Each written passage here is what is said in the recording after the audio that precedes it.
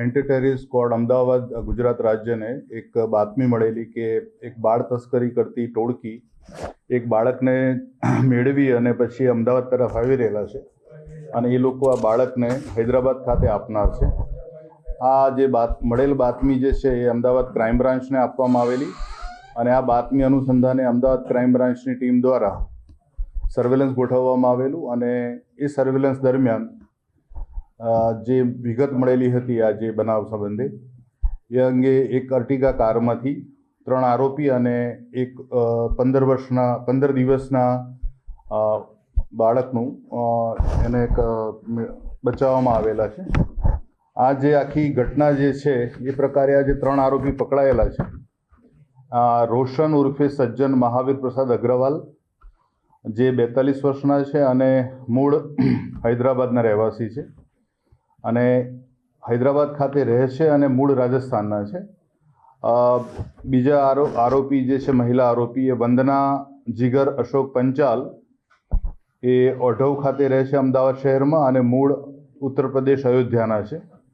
અને ત્રીજો આરોપી જે છે સુમિત યાદવ, જે વટવા અમદાવાદ શહેર ખાતે રહે છે અને મૂળ એ લોહરા મઉ જિલ્લો સુલતાનપુર ઉત્તર પ્રદેશના છે. આ જે 3 આરોપી પકડાયેલા છે એ ત્રણેય આરોપીઓએ એક યુનુસ નામની વ્યક્તિ જે છે, જે ઈડર દાંતા રોડ જે છે, ઈડરથી બનાસકાંઠાની જે બોર્ડર છે આપણે સાબરકાંઠાની, ત્યાં એ રોડ ઉપરથી એ લોકોએ આ બાળકને યુનુસ પાસેથી મેળવેલું અને આ બાળક એ લોકો હૈદરાબાદ જઈને આપવાના હતા. આ જે માહિતી આધારે આ લોકોને ધરપકડ કરવામાં આવેલી છે, એમના વિરુદ્ધ ગુનો નોંધવામાં આવેલો છે અને આગળની આ જે આખી ટોળકી જે છે બાળ તસ્કરીનું જે કામ કરે છે એમાં આના અલગ અલગ પાસા જે છે કે આ બાળકને જન્મ આપનાર માતા, આ બાળકને આરોપીઓ સુધી પહોંચાડવા માટેની વચ્ચેની કડી, એ વગેરે ઘણી બધી બાબતોની તપાસ હાથ ધરાઈ રહેલી છે.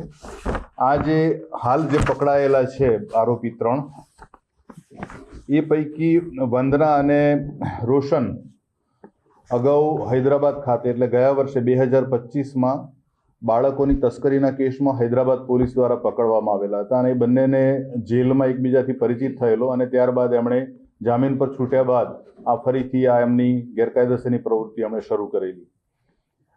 આ જ પ્રકારનો ગુનો 2023માં પણ એક અમદાવાદ શહેર ક્રાઇમ બ્રાન્ચ દ્વારા ઉકેલવામાં આવેલો હતો અને એ પણ આ જ પ્રકારની એમોથી હતો. એટલે હાલમાં આ ગુનો અને એ અગાઉ પકડાયેલા આરોપીઓ વચ્ચે કોઈ કડી છે કે કેમ, અને જે મોટાભાગે બાળકો, જે નવજાત બાળકો આવે છે એ સાબરકાંઠાના જે પછાત વિસ્તાર જે છે અને બનાસકાંઠાનો જે એ વિસ્તારમાંથી જ આ બાળકો મેળવવામાં આવે છે. એ દિશામાં હાલ આ તપાસ ચાલી રહેલી છે. આ જે પણ અલગ અલગ જે તપાસના પહેલું છે એ પ્રમાણે અલગ અલગ ટીમો હાલ ક્રાઇમ બ્રાન્ચની આ ગુનાની તપાસના કામે લાગેલી છે અને ટૂંક સમયમાં આ ગુનામાં સંડોવાયેલા અન્ય આરોપીઓની પણ ધરપકડ થવામાં આવનાર છે.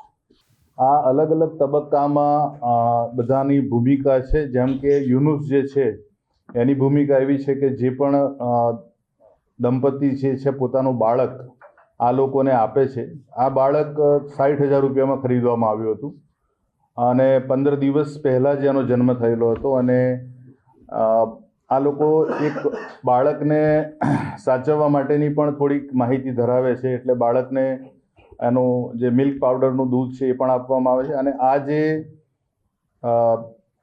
યુનુસવાળું જે આખો એપિસોડ છે, એટલે કે બનાસકાંઠા સાબરકાંઠાનો જે વિસ્તાર છે એની બંને જિલ્લાની હદમાંથી મોટાભાગે જે ઘટનાઓ બને છે, અગાઉ પણ નોંધાયેલી ઘટનામાં જે બાળક મળી આવ્યું હતું એ પણ ત્યાંથી જ લાવવામાં આવેલું હતું.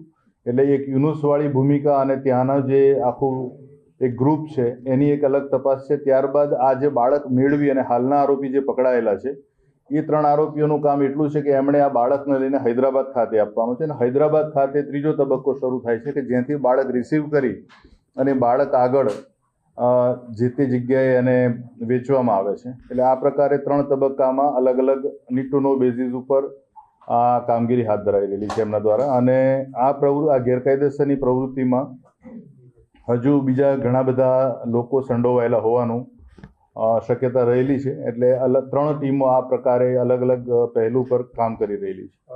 સાબરકાંઠા અને બનાસકાંઠાની જે હદ છે એ વિસ્તારોમાંથી બાળક મેળવવાનું કામ યુનુસ કરી રહેલો છે અગાઉના કેસની સિમિલારિટી જોઈએ તો એ કેસમાં પણ આ જ પ્રકારે એ જ વિસ્તારમાંથી બાળક મેળવવામાં આવેલું હતું. એ બાળક અમદાવાદ ખાતે લાવવામાં આવેલું અને અમદાવાદથી હૈદરાબાદ જતી વખતે પકડાયેલું હતું. આ જ પ્રકારે આ એમઓમાં હાલ જે અત્યારે બાળક આપણે એને બચાવ્યું છે એ બાળક પણ ત્યાંથી જ લાવવામાં આવેલું છે. અને જે આરોપીઓ જે છે એ અમદાવાદથી અર્ટિગા કાર ભાડે કરી અને ત્યાં ગયેલા. ત્યાંથી પરત આવતી વખતે બાતમી આધારે જે આપણને માહિતી મળી હતી એ માહિતી આધારે એમને અમદાવાદની હદમાંથી પકડવામાં આવેલા છે. આ જે અહીંયાથી લઈને જશે બાળકને એ લોકો હૈદરાબાદ જઈને ત્યાંના એમના સંપર્કના આપી દેશે. પછી એ બાળક આગળ ક્યાં જતું હોય છે એ આ 3 જણને ખબર નથી હોતી. જે વિસ્તારમાંથી આ બાળકો ખરીદાય છે એ બાળકોમાં મોટાભાગે જોવા મળેલું છે કે જે લોકોના લગ્નેતર સંબંધો હોય અથવા તો પરણ્યા પહેલાં જે પણ મહિલા ગર્ભવતી થતી હોય છે એ બાળકોનો ત્યાગ કરે છે ત્યારે આ પ્રકારની જે ટોળકી જે છે આ બાળકોને મેળવી લેતા હોય છે. અને પછી અમુક કિસ્સાઓમાં બાળકોનો આગળનો ક્યાં વેચાયું છે જાણ નથી થતી, જાણ કે જ્યાં સુધી ગુનો નોંધાય ને તપાસ ન થાય ત્યાં સુધી. અમુક કિસ્સાઓમાં નિસંતાન દંપતી પણ આ પ્રકારના બાળકો લઈ લેતા હોય છે. જે વિસ્તારમાંથી બાળક આવ્યું છે અને અત્યારે હાલ જે પકડાયેલ નથી યુનુસ, એ યુનુસ જ્યારે પકડાશે ત્યારે એને ચોક્કસ ખબર પડશે કે આ જે બાળક જે છે નવજાત શિશુ એને જન્મ આપનારી માતા અને એના પિતા કોણ છે.